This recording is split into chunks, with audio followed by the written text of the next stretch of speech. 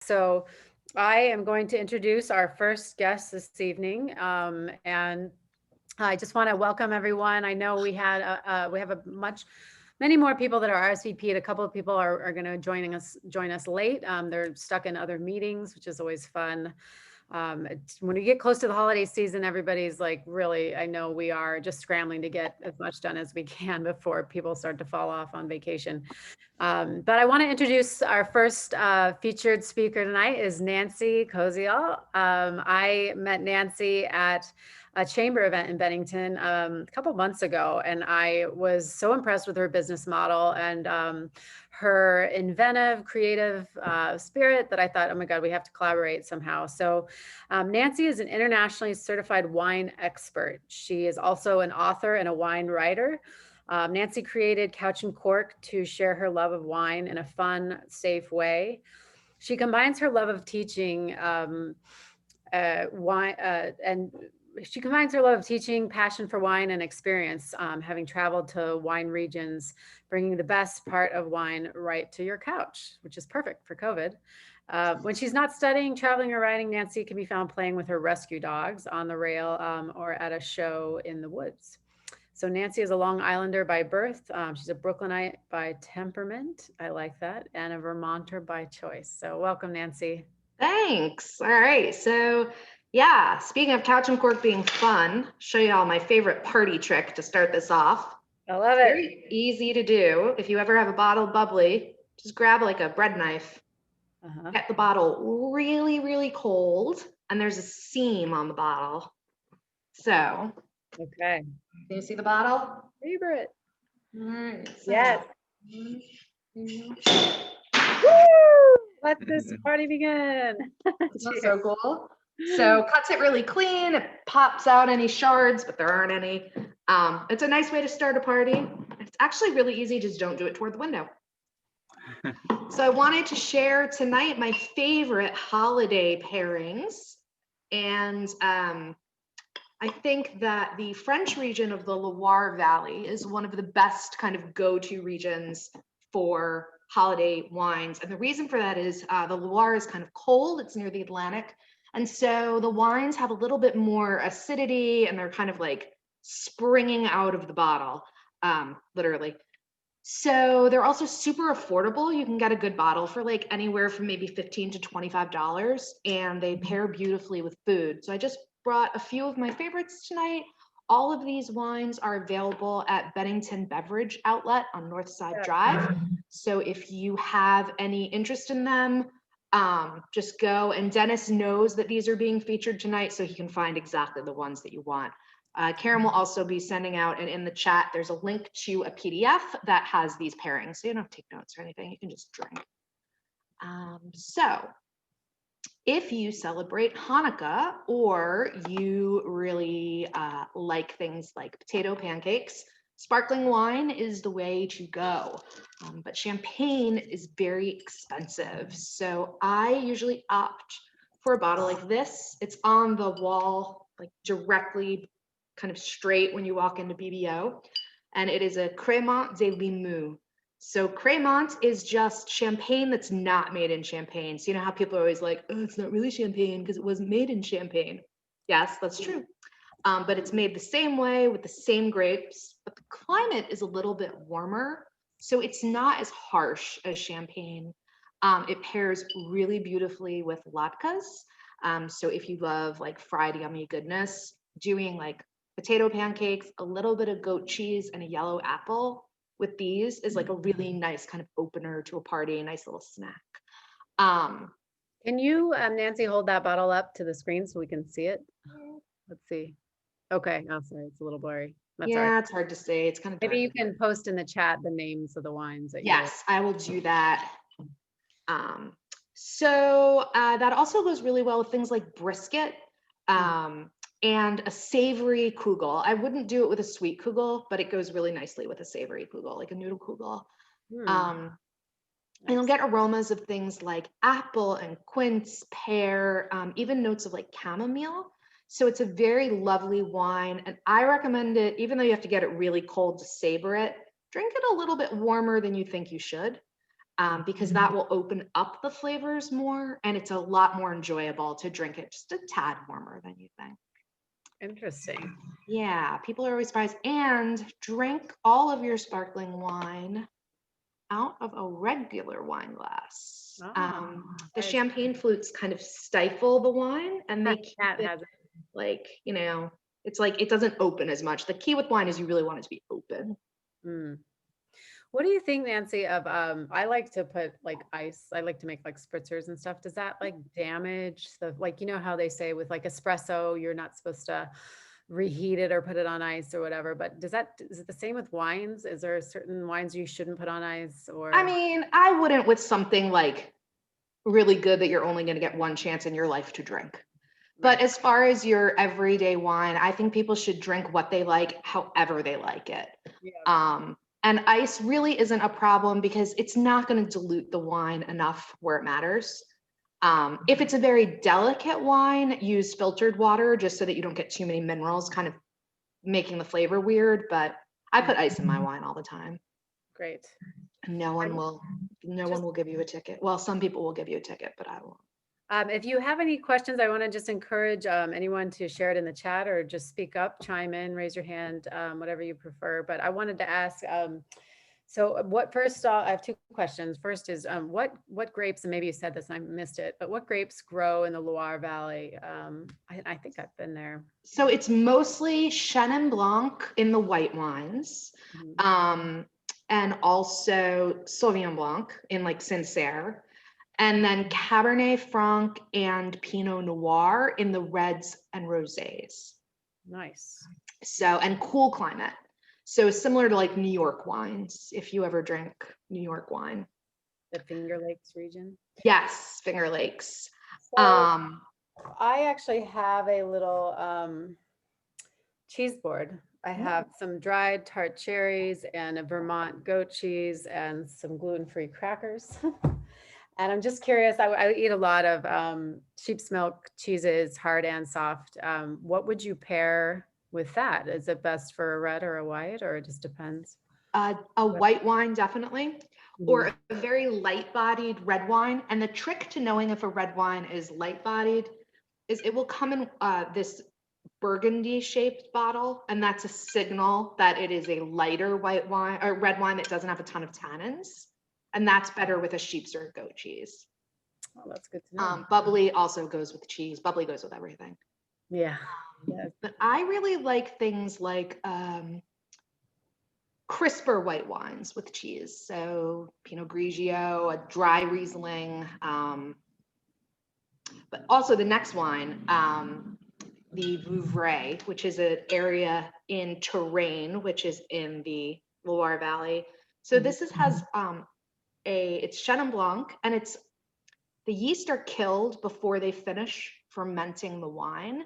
So it has what's called residual sugar. So when you hear people say like a sweet wine, this wine isn't sweet, but it's sweeter than a dry wine, and it has a very rich mouthfeel. So this is really... Sorry, I'm just seeing a question in the chat. Louise says she loves Vouvray. What is the brand, the label that you have there? This is Sauvion, Sauvion. And this is also on Dennis's. It's across from his Rhone blends. So if you go like to where his red Rhone blends are, kind of in the middle of the store, these would be, if you were looking at those, these are behind you. And it's very lovely. It has a very nice mouth feel. It's a little bit richer.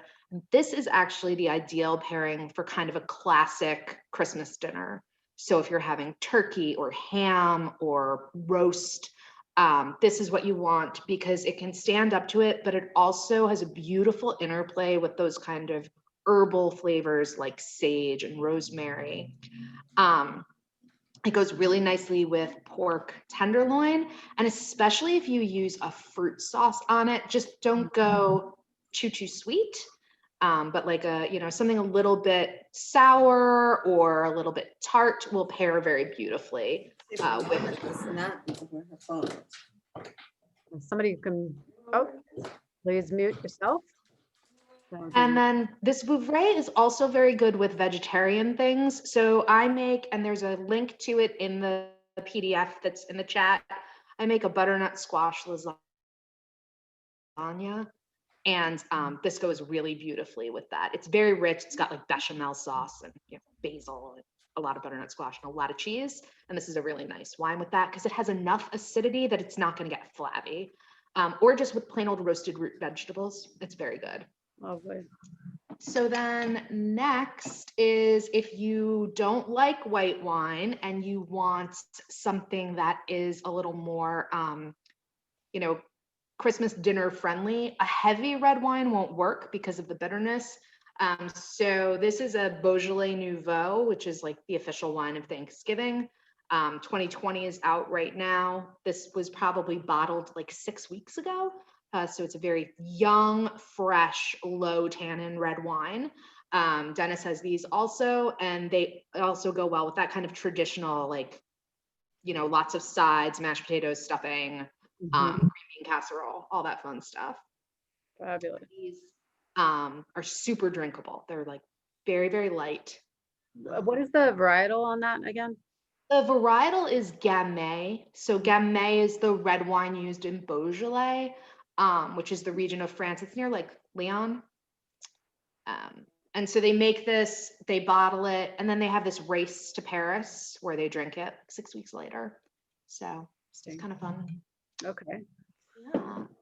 And then finally, I don't know that anybody celebrates Kwanzaa on the call, but in the Loire Valley, there is a really nice rosé that's made, and it's called Rosé d'Anjou.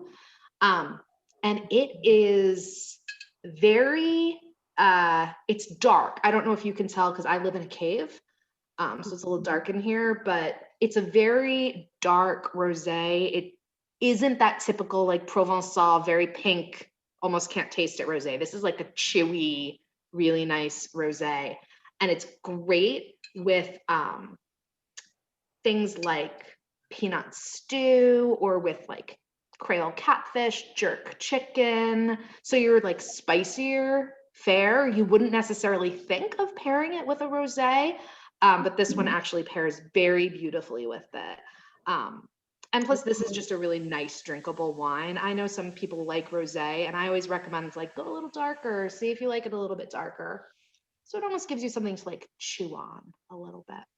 Nathan is a big spice guy, so I bet your in-laws might like that bottle. It also goes really well with this is not in anything that I mentioned, but it goes really well with olives. If you like olives, Yeah. This is a beautiful wine to enjoy with olives. Oh, there we go. Yeah. Olives. Oh, you like olives as well. Fantastic. Can you put in the chat, maybe, unless are they all on the PDF document you shared, all of these wines? So that They are not, but I will put them in the chat. Okay, that would be fabulous. Nat, if you can capture them, that would be great. Is that the wines selected for this evening? Yeah, those are my holiday pairing choices. That's what we'll be having throughout the holidays. All right. Well, cheers, Nancy. Thank you. Cheers. Thanks for having me. Yeah. All of my contact information is on the side. So feel free to look us up. We do virtual wine tastings over Zoom. So it's really easy.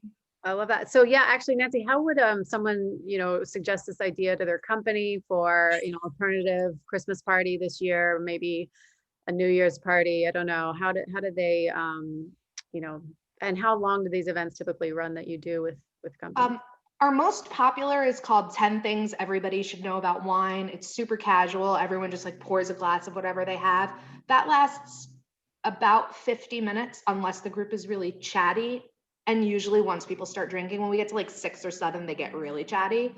So we try to like keep track of the questions, and then people just hang out and we answer questions at the end too. But they're highly interactive, no wine snobbery, really fun. We also do traditional wine tastings, but those are often better enjoyed by smaller groups and people that are kind of like ready to geek out about wine. That's great.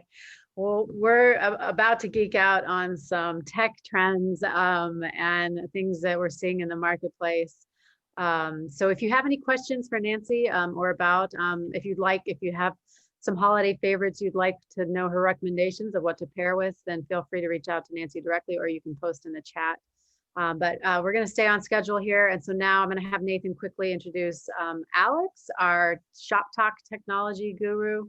And Nathan, if you can take it away. Yeah, well, hello everybody. Thank you for being here. I'd like to introduce Alexander Mintz. He's the kind of our go-to for everything solar. He's our main partner in New York for where we source all of our, pretty much everything from modules to inverters to even down to the little clips we use. So they've How been you an guys awesome doing? partner. Thanks, Nate. Yeah. And so he's very knowledgeable. It's been a pleasure to be partnered with him. So wanted to kind of introduce him and kind of see what he's seeing lately in the market and all those type of things. So thank you, Alex, for being here. Great. Thanks, Nate. And thanks everybody for being here. Thanks, Nancy. That was really, really awesome. I feel like mine doesn't have as much holiday cheer and I'm feeling a little self-conscious about that, but it's okay. We'll push forward. All right. So my name is Alexander Mintz. I graduated from Stony Brook University in 2008 with an environmental science degree, and I've been in solar ever since. I started up on the roof as an installer and worked my way towards doing designs for solar systems and then into sales. And for the past few years now, I've been working on the distribution side of things. So CD Green Tech stands for Consolidated Electrical Distributors. And the green tech faction of that deals specifically with renewables. It's a branch of this very large electrical distribution company that formed in about 2005 to, get involved with the renewables industry because they saw that it was going to be a big thing. So just a little background. The traditional electrical side, they deal with like transformers, light switches, everything that an electrician would need. From doing little home installs to, building a skyscraper as far as the electrical components.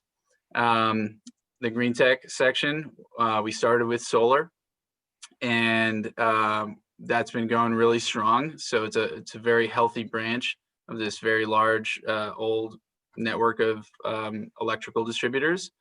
And it's growing more every year. So really excited to be a part of it. And the exciting thing for me coming from, starting on the roof is that instead of just dealing with a limited set of products, I sort of get to peek behind the curtain at everything and at a good cross section of what's going on in the clean technologies industries.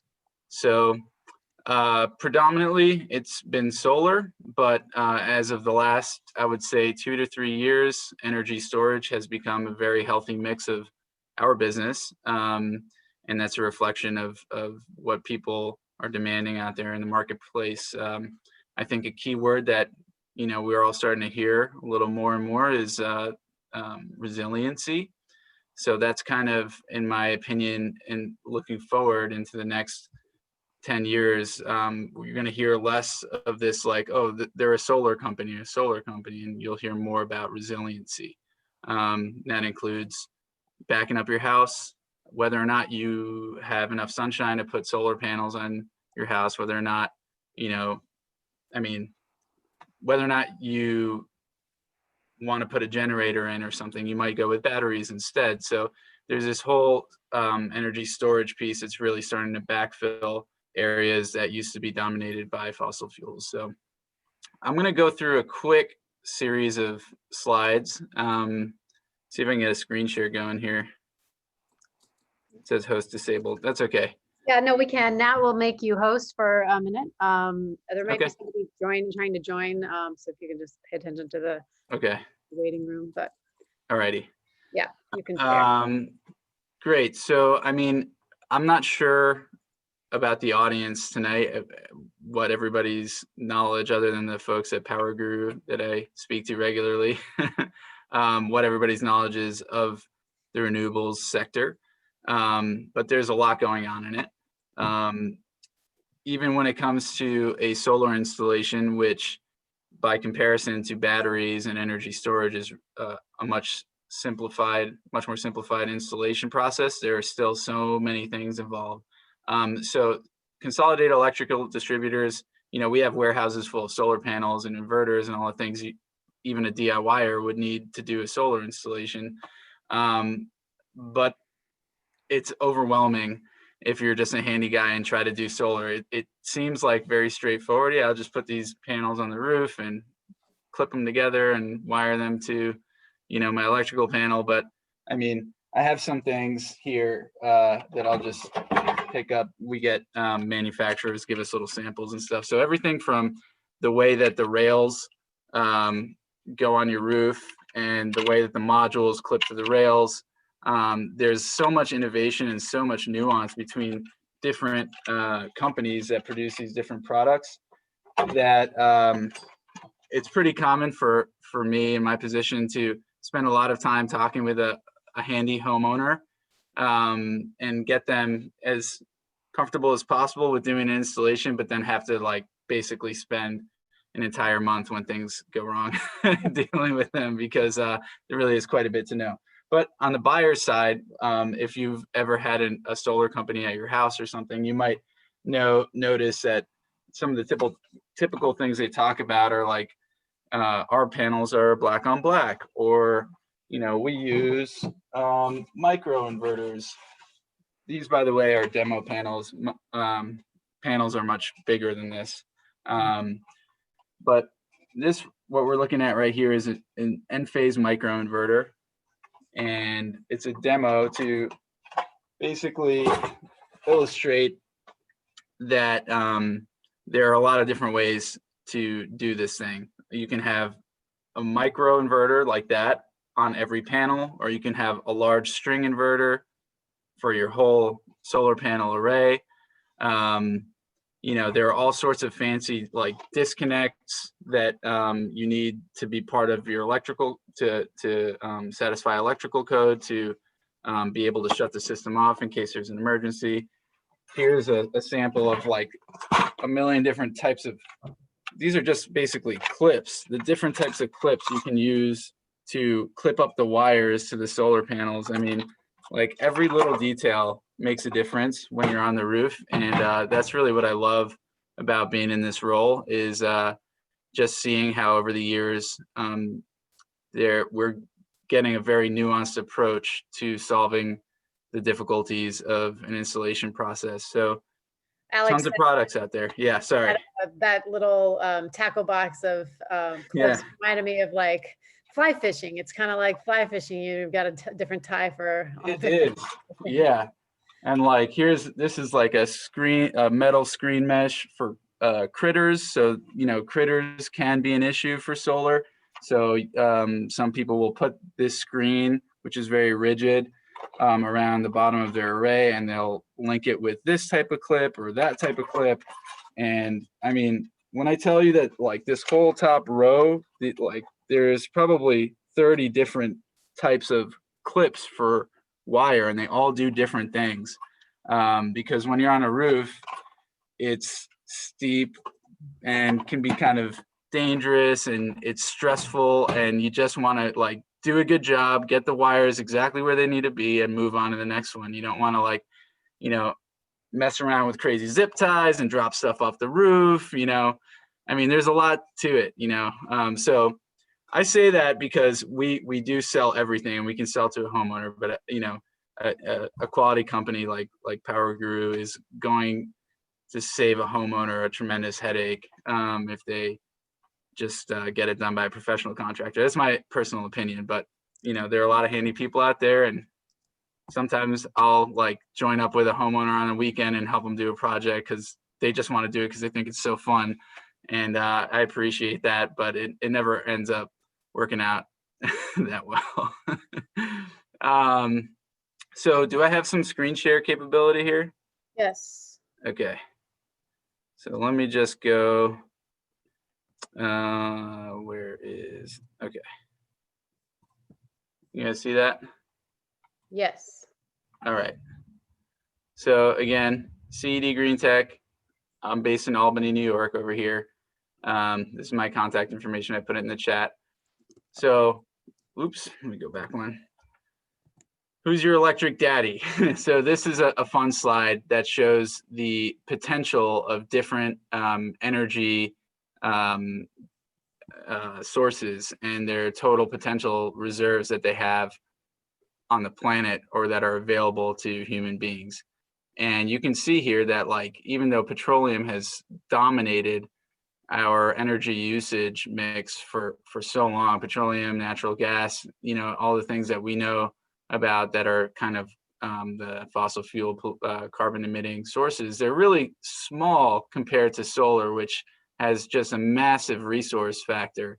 And so the more we can take advantage of this, the more we can solve a lot of our big climate issues and our energy issues. So that's really fun. I want to put this slide up. This is just a cross section of a couple of different modules that are out there in the marketplace, going from like these sort of, we're just looking at module efficiency now of these various brands, and the highest efficiency residential modules are hovering around 23% right now, meaning 23% of the available sunlight that hits any particular space is being transformed into energy.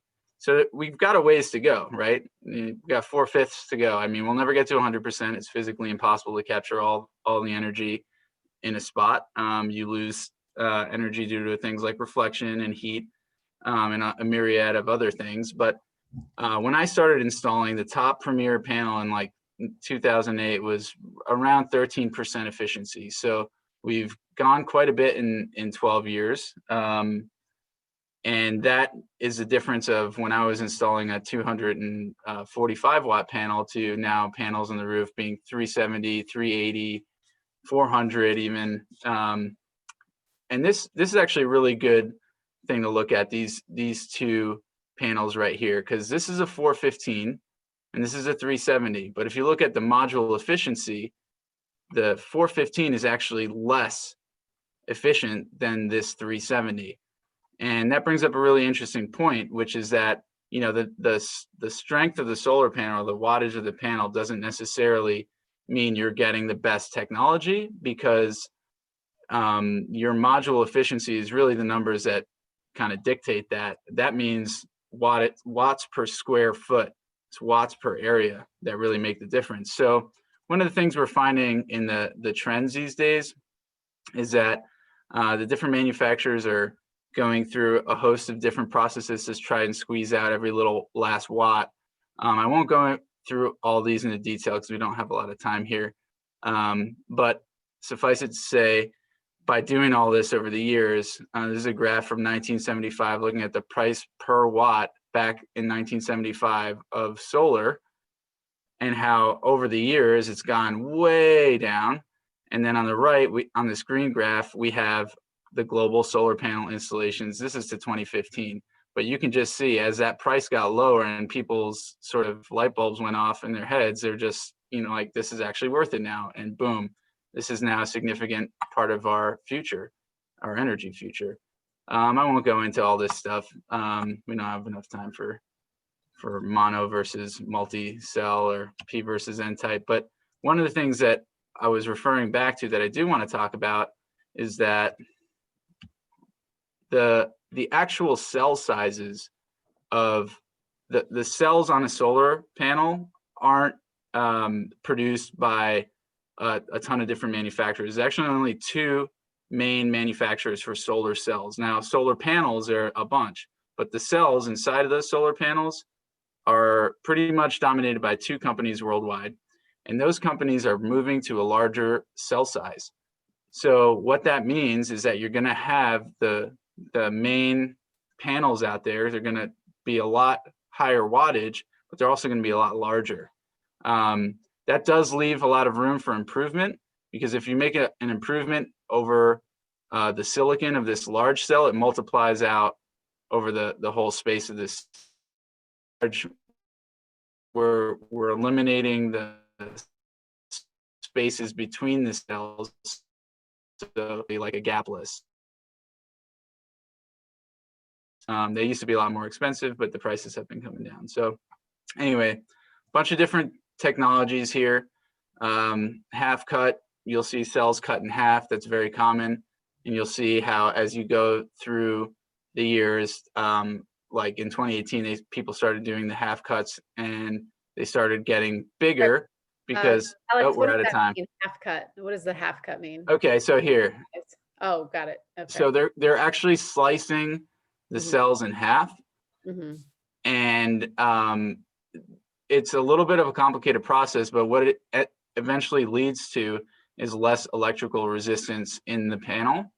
And so because of that, these, like when people started doing the half cuts, they immediately jumped like 10 to 15 watts per panel for the same size panel.